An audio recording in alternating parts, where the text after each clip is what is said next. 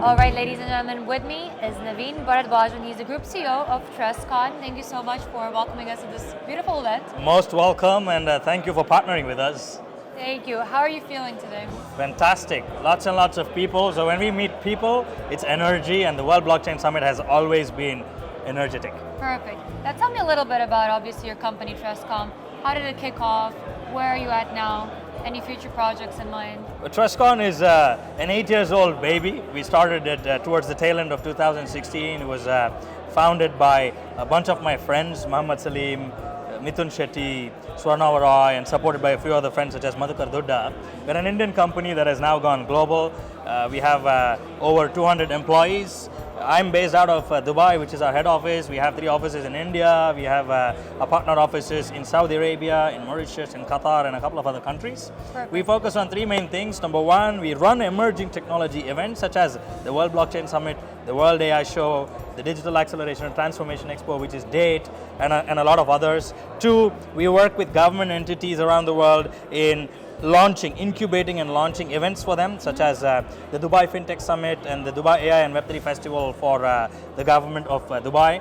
We also invest in early stage companies, pre-seed and seed stage. And lastly, we are also focused on social impact, where we've just launched a foundation which is transforming or aiming to transform lives through education, through better healthcare, through youth and women empowerment, and a long list of other things. Perfect. Now, since you have a lot of experience in conferences, as you just said, I wanted to ask you, how do you see that role of technology really evolving the conference landscape in the future, particularly here in the Middle East? Well, I think I will pick Dubai as the champion and as the leader here in the Middle East, if not globally. Of course. Technology is being embraced by all different industry verticals, and we in the events industry, or broadly speaking the MICE industry, are not going to be left behind, be it from a pre-event perspective, marketing to the right types of audience, being able to connect with a lot of people, analyzing data and providing tangible,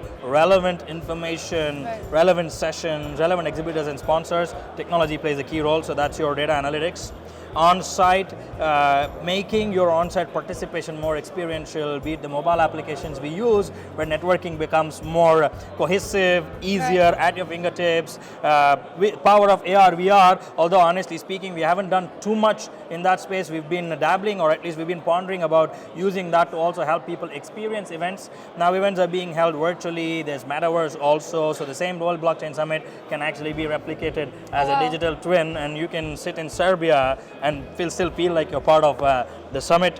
Experiential stuff like robotics, Internet of Things, having sensors and beacons. So the number of use cases that the events industry has from a technology perspective is just tremendous. Okay, what would be the top qualities that a leader should have, in your opinion? You've got to be friendly. You're not a friend of your team, but you've got to be friendly. 2, you've got to be knowledgeable. Not that you will know everything that everybody in the company does, but at least you should know to feel the pulse of various different things.